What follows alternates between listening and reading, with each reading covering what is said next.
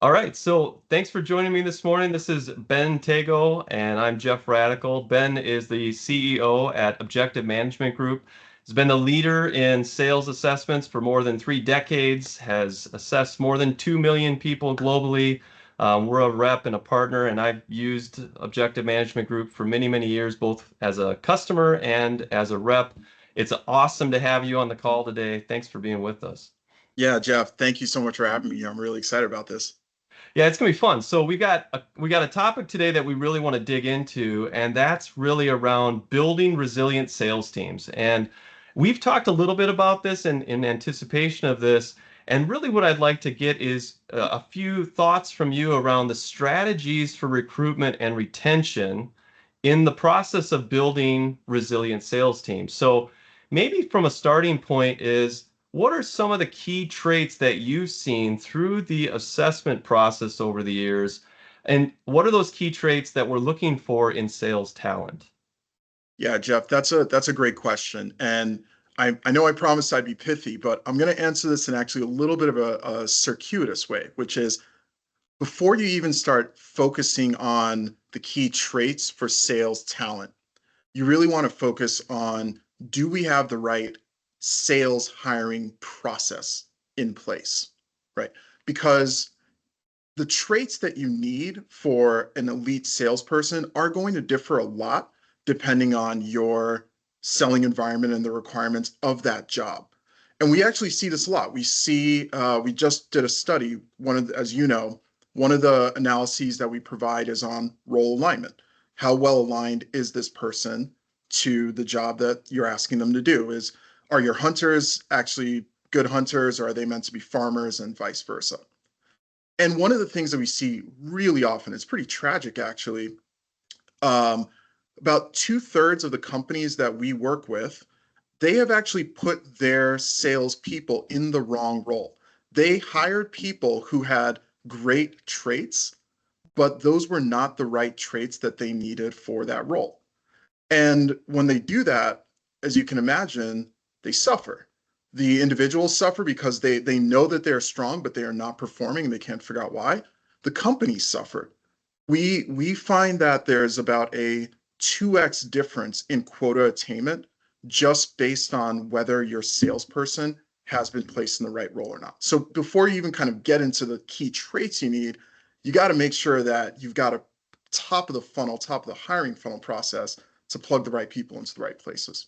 Yeah, I love that. I'm smiling because I've experienced it a number of times where you get into this situation, you're looking at a sales team and it's like, yeah, you got a good person, but you're asking basically someone who's a business development person to basically do 90% of their time account management, and it's super annoying to them. And they've got the right skills, but they're just doing the wrong activities. And we talk a lot about in terms of standard work, if you don't set up that role properly, what you actually want them to perform, it doesn't matter how good their skills are, they might not be aligned for that liking that type of work, getting energy from that type of work. I love that. Exactly. What else do you see when you start thinking about the talents and the traits as you look at sales talent? Yeah. Well, one of the things that we see is, does this person, so they're kind of maybe it helps to think about or explain the OMG framework, Mm, which is we measure three types of categories of selling skills. You've got the tactical skills that you use in the job every day. Are you able to go out and hunt? Are you selling value? Can you negotiate, etc.? And then you have your belief system, which really serves, it kind of enables or hinders your ability to execute on those tactical skills, what we call your sales DNA. And these are things like, how good are you and how important do you think active listening is, what we call your ability to stay in the moment, which I know we'll talk about in more detail. Um, how comfortable are you with rejection? How much of a need for approval, how much do you need to be liked by your prospects? And does that get in the way of you setting appropriate boundaries? And then we also measure your desire, your drive to want to be successful in sales. And that is, in terms of key traits, if you were to try to identify something that might be considered like a universal key trait, that is the one that we find is most universal, because The other stuff, your belief system, your tactical skills, that can be coached, right? I can train you to be a more effective outbound seller. And I can give you coaching and help you raise your self awareness around your belief system. But if you don't want to be better, if you're not actually committed to going through the discomfort that's required that everyone goes through when they go from novice to expert, none of that, it's all going to be for naught. So it all starts with what we call your drive or your will to sell. And then from there, really digging into the specific traits that you need to improve on. It's interesting you bring up commitment because when we talk about it, we always, talk about 5 stages of commitment. Stage number one is awareness, like G.I. Joe knowing's half the battle, right? Like a lot of times people just aren't even aware. And it's amazing how often we run into people just aren't aware. But number two, which is the critical piece you're talking about, is the willingness to change. Mm-hmm. And invariably, all of us, there is no perfect salesperson on the planet. Everybody can get better. And so the question is are they willing to?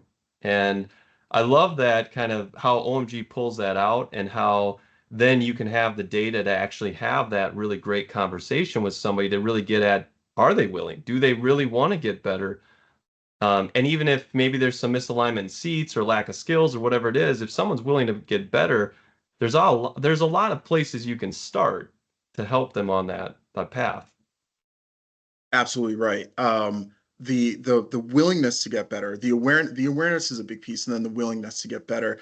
It reminds me of Jeff. I know you're a fellow kind of tech sci-fi nerd like I am. There's a movie called Gattaca. Have you seen it? Yeah. And it's a great movie, right?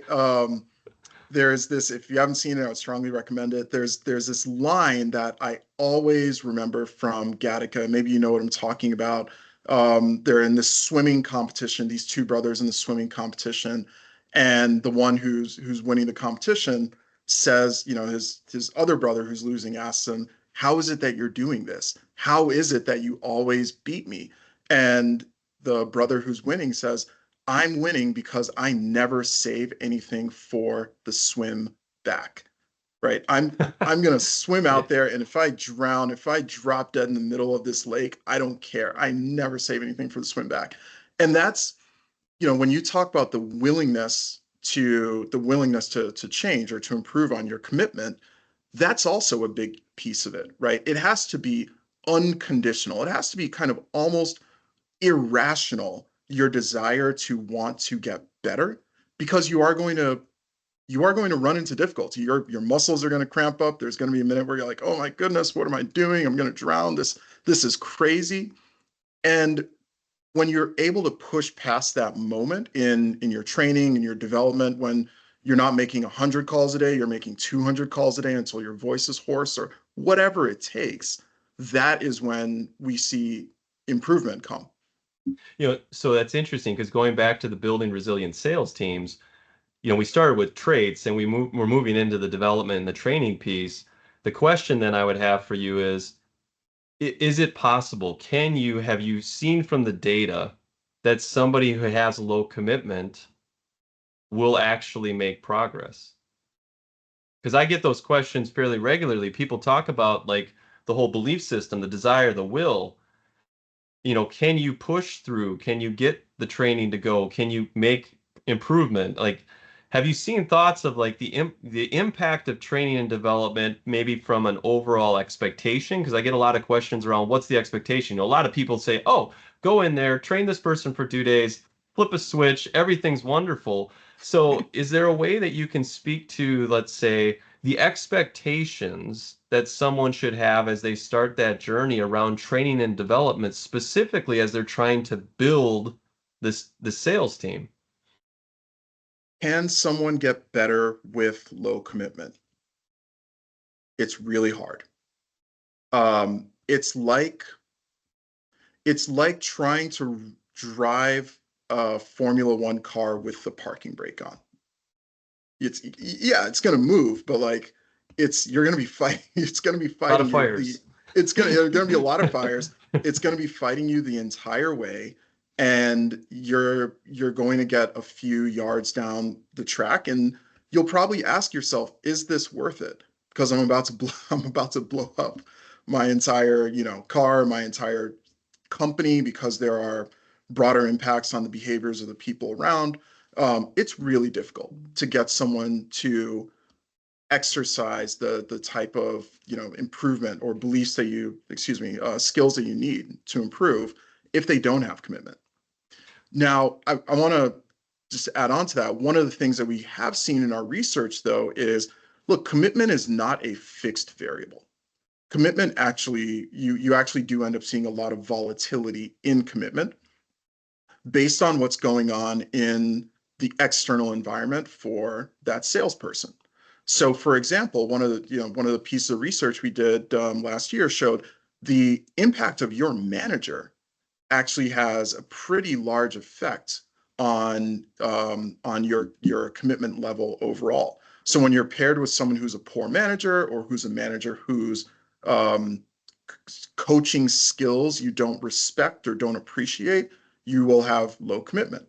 When you're then paired with someone who is a stronger manager, a more effective coach, guess what? Commitment then improves, right? So I don't want to, just kind of come here and give you just an entirely doom and gloom story of if someone doesn't have low commitment, throw them out, because that's not really the case. But you have to look at the broader environment that you're putting this person in and making sure that they have other components required for them to be successful to improve their Yeah, commitment. I really love that because, I think from a kindness standpoint and an approach to people standpoint, which we talk about a lot, it's yes, you always are trying to set someone up for success, right? So you start from a bias of nobody gets up in the morning to do a crappy job at their job, right? So how do we help enable somebody to move forward? And I think this really ties back, what you're saying ties back to the strategies for recruitment and retention. A big part of this first step is, have I even defined the seat? Like, what am I expecting for somebody? Because in the absence of data, everyone assumes the worst. And so you've got this misalignment that happens because we haven't really said, this is the standard work, this is what skills I need, this is what my seat fit looks like. So by doing that first, you set up the talent for success. And then looking at the gaps through the assessments, you actually can set up the gaps in the training and the development. So now you have the definition of good, the training path to great, and then really, I guess where my question would come from that is how then that ties back to the overall resiliency of the culture and how you're creating that environment of supportive, motivated sales team members. Like, how does all of that from what you've seen, you do the assessments, you do this kind of right people, right seats, fitting, all that kind of stuff, helping someone enable them to get better through the training and development. How does that then, like, let's say, tie out for how you develop this overall team, the sales culture within this team that's creative and supportive and collaborative and motivated? From your perspective, how do you just fuel that once you kind of get those things developed?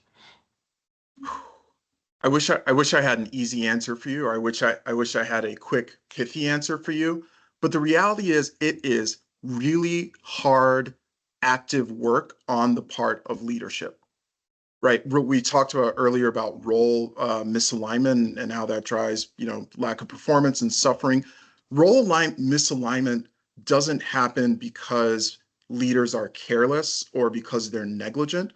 It happens because they were actually at a point in time very intentional about the role, and then the strategy shifted, right? Hmm. We were focused on top line growth. Now we're focused on profitability, or we were SMB and now we're moving into middle market or whatever it is. The strategy shifted. And when that strategy shifted, no one raised their hand. And maybe that's the faults of the CRO or the sales leader or the CEO. No one raised their hand and said, hold on a second. Our talent strategy is now misaligned with our go to market. Now we've got the wrong people for what we're trying to go after. And it's not just you talk about the development and the coaching. That question or that assertion, it's not just about your frontline salespeople who now are misaligned from a skills perspective. Your managers are probably misaligned as well too, right? There are different manager skills that you need if you're doing a high volume transactional sale than if you're doing a more complex enterprise sale. or there's different coaching that you need if your frontline salespeople are going to be talking to CEOs all day rather than if they're going to be navigating through procurement departments and dealing with, kind of multi-layered RFPs. Um, and you can't put it all on the frontline sellers. They are just doing their job, and you can't put it all on the managers. This is the job of us as leaders to not just think about what is our company strategy, but be constantly thinking about, have we set up systems and processes to make sure that our people are the right people for the strategy, are moving along with the strategy. Yeah, that's great. And I think that goes back to the more aligned all the way through this organization is top down. Everybody, the more aligned they are, the more likely, from what I've seen, is the motivation's higher, all the belief systems start to kick in and start to align, and everybody starts to work cohesively together towards a vision. And so I guess from your perspective, maybe to close the loop on the whole discussion, right? If you were going to wrap up and talk to a president of an organization and say, hey, you're struggling with recruitment and retention, is there a direction that you would take, a few steps in a process that you would suggest to them, or things that you might consider? What would you want to tell them? If I had, let's just say I had this, and this is actually the advice I'll sometimes work with kind of peer CEOs. If I've got like 30 seconds and there's only one thing I can tell them, 30 seconds, as you know, is not enough. But if I've just got 30 seconds, the one thing I'll tell them is, I'll ask them is, do you have a scorecard for grading your candidates? And they'll almost always say no. And I'll say, okay, great. Get a scorecard, create a scorecard, and this is what the scorecard needs to include. It needs to include exactly what the job is going to be. It needs to include the 5 key skills that are required for the job. It needs to include everybody who is going to consistently be in the hiring process and the criteria that they are going to use to grade somebody as either very weak in that particular skill or very strong in that particular skill. And if look, there's a lot more, Jeff. You and I know this. Like, there's a lot more that you need to do to really improve sales hiring. But if you just start with that exercise, that's a lot of low hanging fruit because it forces you to define what the job is, to think through what the skills are that you need, and then to make sure that your team, your hiring team, is aligned and understand and agrees on what good looks like for each one of those skills. And then so that is awesome. And yeah, obviously there's tons of resources to go back and actually develop those processes. If people have questions, they can reach out. Yeah, so you think about it, you've gone through the process of developing the seat, right? You've developed in your hiring process, this is the scorecard, this is all the stuff I need the seat to do, this is who's involved. You're building this alignment around the recruitment and a very clear lens of what we need.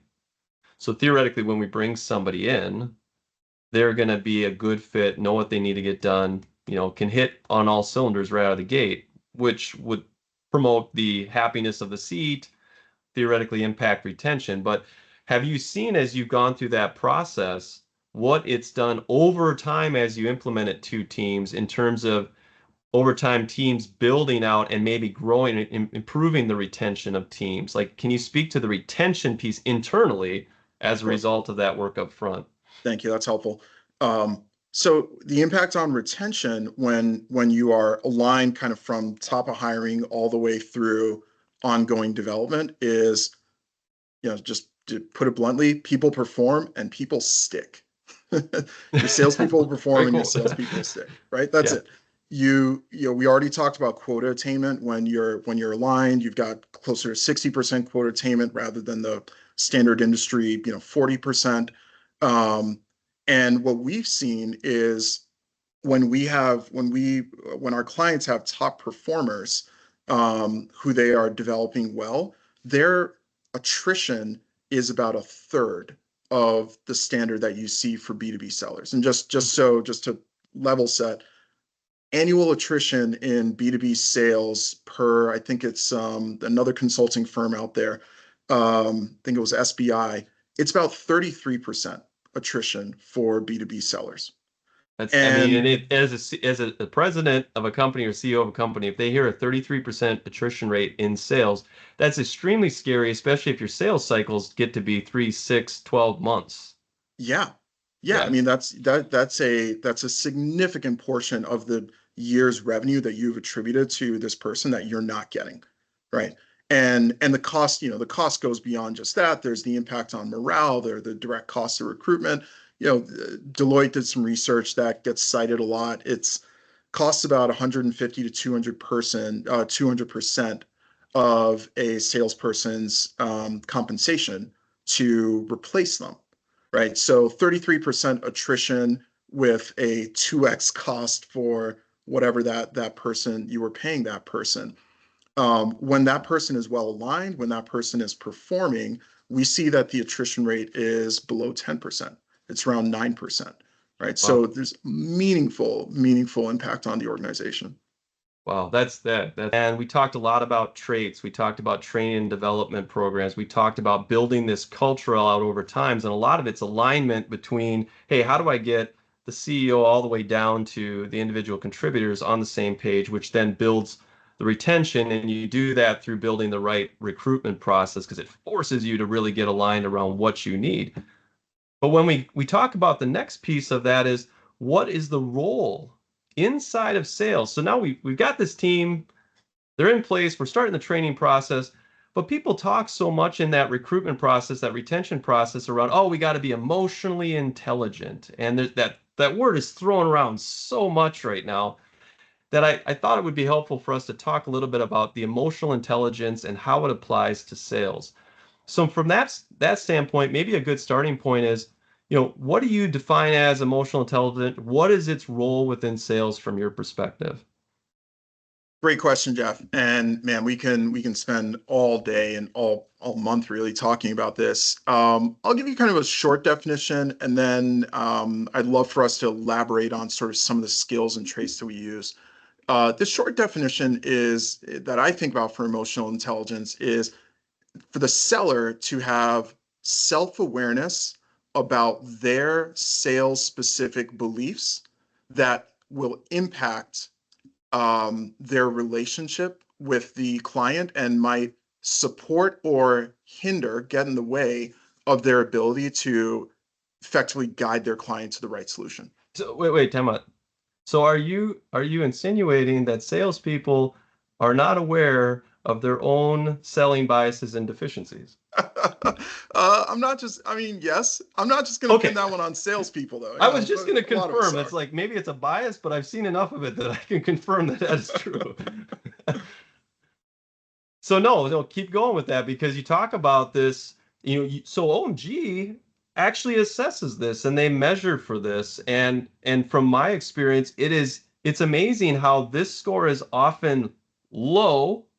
And we talked a little bit about commitment in the past, that commitment is awareness first. So how do you become committed if you're not even aware of your gaps? And so going back to this whole idea of emotional intelligence, you know, talk more about that awareness and that what the assessments are telling us about where sales teams are at in terms of what others might call as emotional intelligence, right? But you're Yeah, assessing for it. we do. Yeah, we kind of the term we use for it is your sales DNA. Like I said, it is your sales specific belief system. And you know, how the way I would kind of explain this is, look, 70 to 90% of communication is nonverbal. And humans, we have this really unfortunate tendency to create our own stories to fill in that 70 to 90% of nonverbal communication, right? We all do it. And when we do it, when we're sellers or when we're in a selling role and we do it, unfortunately, we start to deviate from kind of the objective. Well, let me just put it simply. When we create a story to fill in that 70, 90% of nonverbal communication, we start to displace our clients' needs and actually put our own needs and often our own kind of insecurities and our own frustrations and beliefs at the center of the conversation. And then we end up, and as you know, you and I probably experience this as prospects or clients of salespeople, you end up having a conversation that's very much about what the salesperson is trying to get out of this, not about what you need in order to be solved or have your solution get fixed. Yeah, it's such a common challenge because one of the interesting things when you think about, there's only the six DNA, but you always look at that supportive buy cycle being super low in terms of the assessment. Most people don't like what is supportive buy cycle, but it's this whole idea that I apply my own logic and the way I do something, and I extend it to the people I'm talking to. I naturally have this bias towards, well, if this is the way I do it, this is the way they want it done. And so we move past asking questions. And so what I love about, the process as you go through and you start assessing salespeople is you actually get the data that tells you, answers the emotional intelligent question. It actually shows you where maybe you aren't being as emotionally intelligent as you think you are. Because I don't know about you, but it's biased. And most salespeople, they think they're super emotionally intelligent because that's why they're in sales. But it shows you all the gaps of where we are, and we all have them. Of course, absolutely, right? You talk about bicycle. I think about a while back. I was going to try to buy a car, and one of the things we measure in bicycle is when you're making a significant purchase, a car or a house. Are you more likely to be impulsive, or are you more likely to be very research driven and kind of really take your time?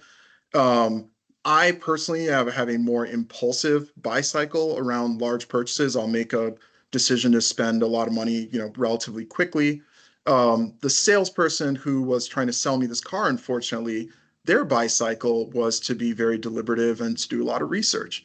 So I go to the dealership, and we look at the car, and we test drive it. I tell him what model I want, and I basically just told him, I said, "Great, I'll take it." And he said, "No, no, no. Why don't you go home and think about it for a little bit?" Oh, okay.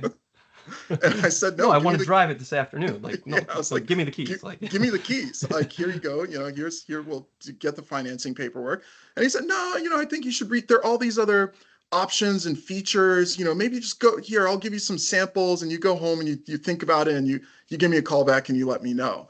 Well, I did go home. I did not give him a call back. I went to the next dealership, and they sold it to me that afternoon.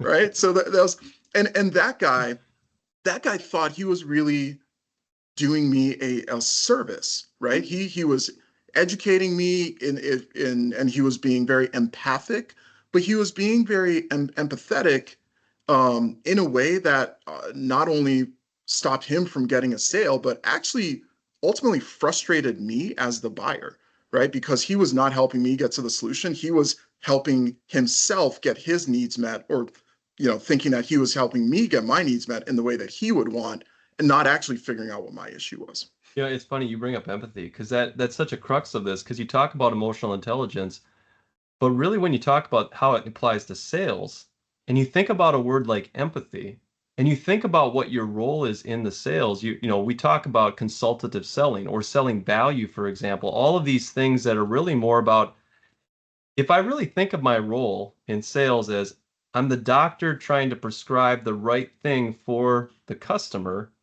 and I'm going to go through that process. I'm going to look at that. The question is, how do I do that effectively and then serve them? Well, in your story, the first person you were working with wasn't serving you because they weren't actually meeting you in the moment and understanding what was important to you.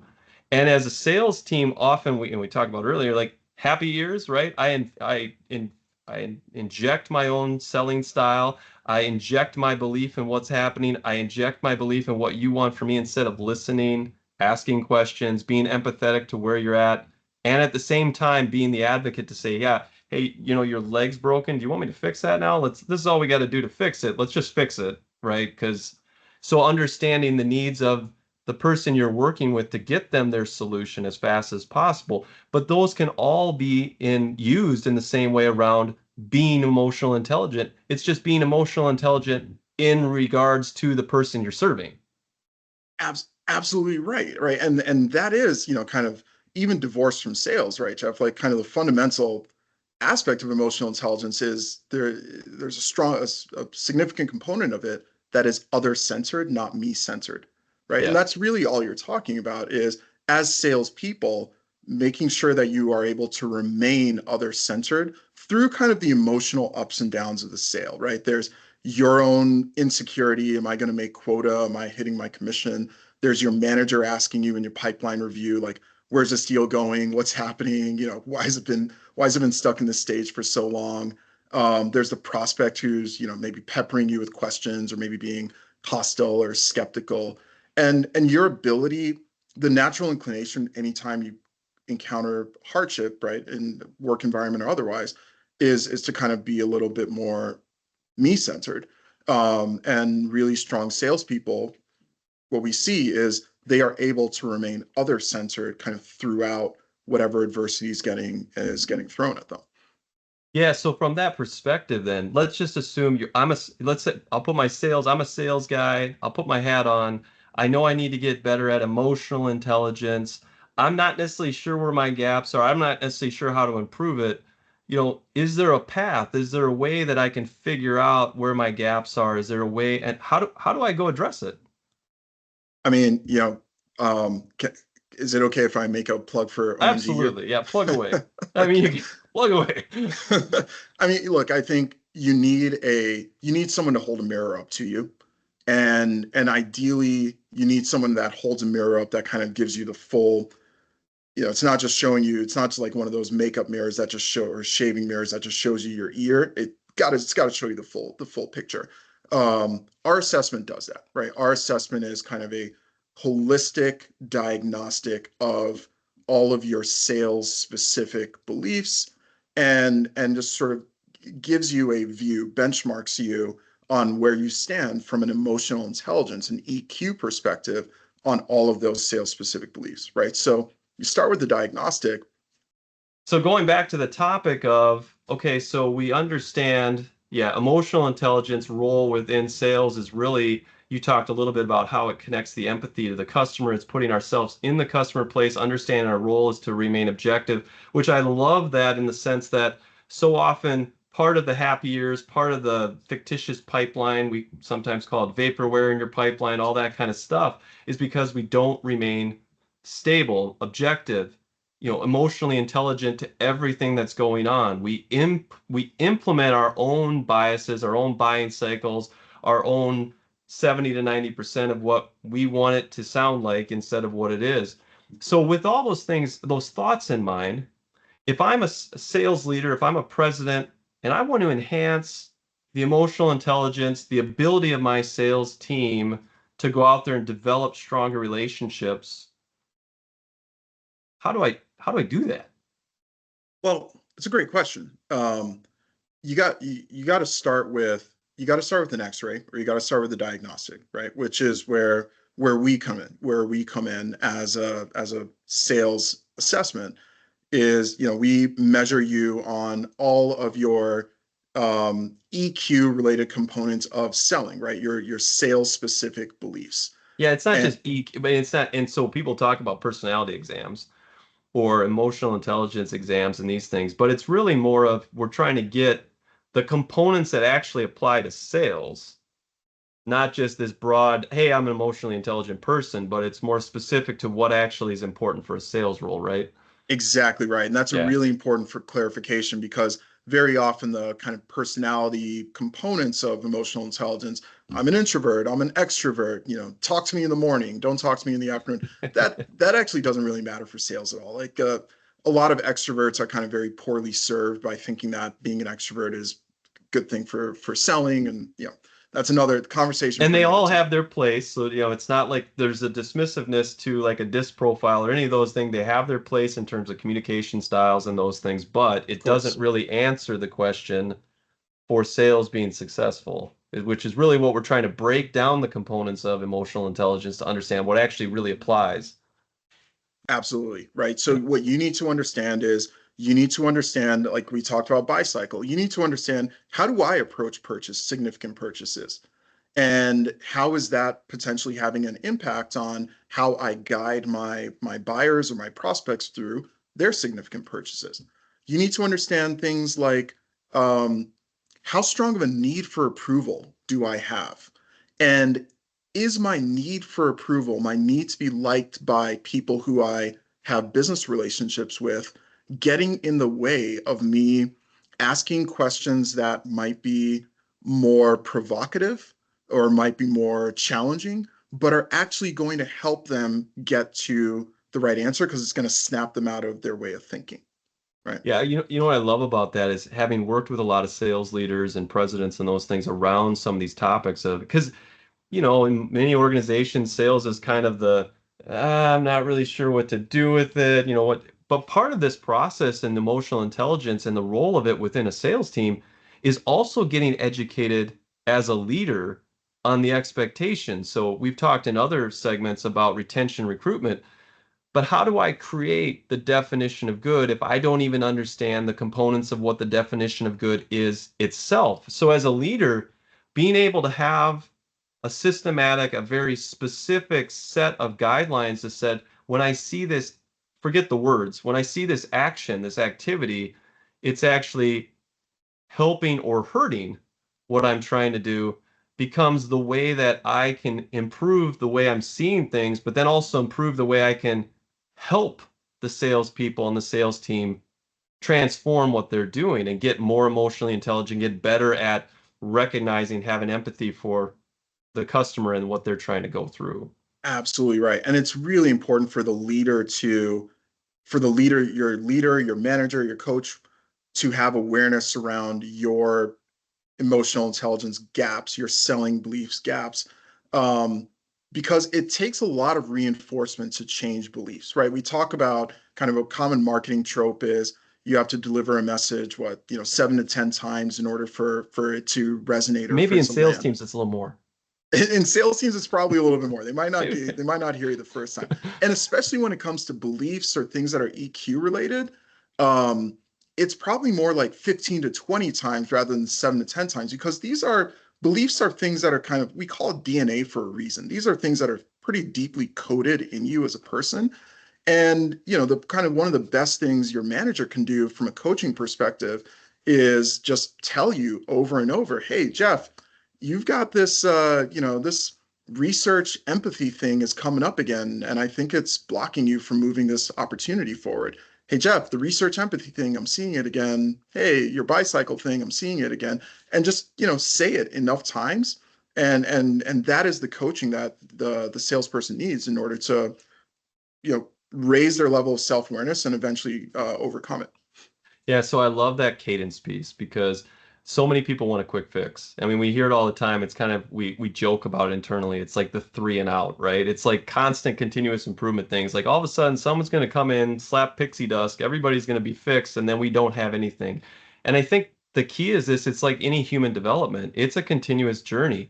And belief systems, especially, can be challenging. DNA can be really challenging to convert.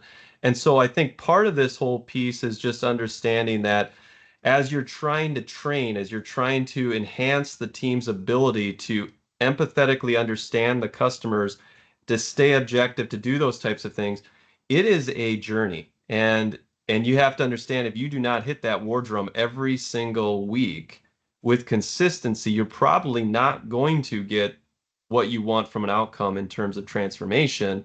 That's where as a leader and as the person that's responsible, the accountability, the coach, the mentor, that becomes so important, both that I can recognize what it is that I'm trying to do differently, where I'm trying to take it, have I lived the future? Do I see what it looks like? But also understand the cadence that I need to go to move someone over time to that spot and realize that I can't spend 5% of my week doing that. I probably need to spend 60, 70% of my week working on these types of skills within the team. Yeah, that's absolutely right, Jeff. And maybe just the last thing I would add to that is also have an appreciation that the improvement curve that you're going to see is unlikely to be, and I'm curious if you guys have seen this at the next step. We see it all the time. It's unlikely to be a linear improvement curve. Yeah. It's not going to be. No. It's going to be probably pretty deeply concave, right? Where you're going to be like, I told this person 15 times and nothing has changed, or we've been working on this skill for 3 months now and nothing has moved. And then there will be a moment if you're consistent, as you're saying, where the light bulb will go off and you will see kind of pretty dramatic improvement coming from that point. But it does requires patience for the journey. Yeah, and the last thing I would tie onto that is so often the changes that we've seen end up tying, you can help people down that journey, and the improvement on emotional intelligence, empathy, all those things can in some ways be baked into your process. And so part of that too is as you start to reflect on where people are struggling, is there ways to set up in the process, which there are ways to set up in the process how to ensure that they're asking the right questions, I checking the love that. boxes, whatever it is. And as I've learned through OMG is, one of the top three correlations to one-to-one trade-off is process discipline, and not always a good skill for a lot of salespeople, right? But the better you are at process, the higher probability you're going to be successful at sales. So no, this is a great question, great discussion. I guess where I'd leave it with you is, again, talking to a president, talking to a sales leader, talking about the role of emotional intelligence in sales. Any final words?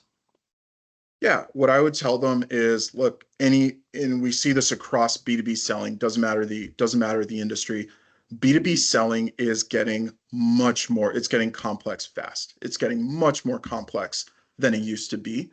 And if you want your sellers to be successful and to have win rates that you are happy with, versus your competition, um, their emotional intelligence needs to be high, because they can't just rely on, I have a relationship with buyer X or I have a relationship with decision maker Y, because a sale today is not just about getting the yes from decision maker Y, but also understanding that decision maker Y is now getting pressure from stakeholder A, B, C, D, E, F, and that number is growing. True. And the emotional intelligence that you have to be able to kind of manage and navigate, help people navigate.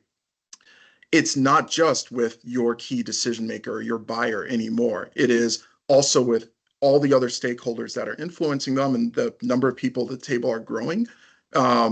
And so you need sellers that are just really, really, really strong at managing themselves and their own emotions so that they can help kind of a greater number of people get through the process. I'll just mic drop that. I don't have anything to add. That's a beautiful way to close it. So Ben, thanks again for joining us on this segment.